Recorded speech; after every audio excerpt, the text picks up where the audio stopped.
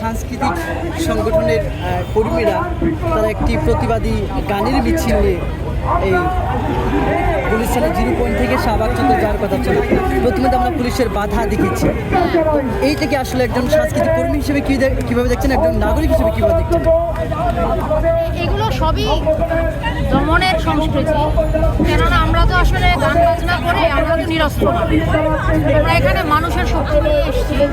তো গান বাজনার ভেতর দিয়ে যে প্রতিবাদটা হচ্ছে বা যে দাবিগুলো আমরা প্রকাশ করছি সেগুলো শুনতে চাওয়া উচিত। যে কোনো দায়িত্ববান রাষ্ট্রের এটা শুনতে চাওয়া উচিত এবং নাগরিকের সঙ্গে তার এই সম্পর্কটা থাকা উচিত। সেই জায়গাটা থেকে অবশ্যই আমরা যেখানে আছি আমরা সেখানে থাকবো। আমরা এই উপস্থিতির মধ্যে দিয়ে আমাদের চলমান যে দাবিগুলো সেগুলোর কথা আমরা বলতে থাকি। বিশেষ করে যখন এতগুলো প্রাণ চলে গেছে আমাদের বাংলাদেশের ছেলেরা, বাচ্চা ছেলেরা যারা মানে একদম কচি বাচ্চা, তাদের পরিবার সব জায়গায় থাকতে পারছে না, তারা এখন আহত।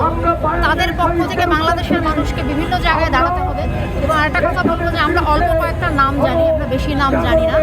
মুগ্ধর কথা জানি, ফাইয়াজের কথা, ফারহানের কথা জানি, আমরা সাইদের কথা জানি, আমরা অল্প কিছু নাম জানি, কিন্তু আসলে অনেকগুলো মানুষ, অনেকগুলো প্রাণ ঝরে গেছে। তাদের এই যে হত্যাকাণ্ড বা এই যে এত বড় একটা ক্ষতি, এটার পর যে বাংলাদেশের মানুষ জেগেছে এটা স্বাভাবিক।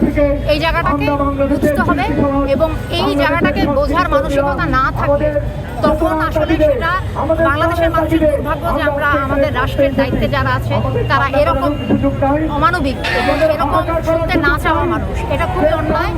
এই জায়গাটাতে আসতেই হবে। বাংলাদেশের মানুষ এখন কথা বলছে, তো এই ভয় দেখিয়ে যে কথাগুলো থামিয়ে দেওয়া হতো সেগুলো ভেঙে কিন্তু মানুষ এখন কথা বলছে।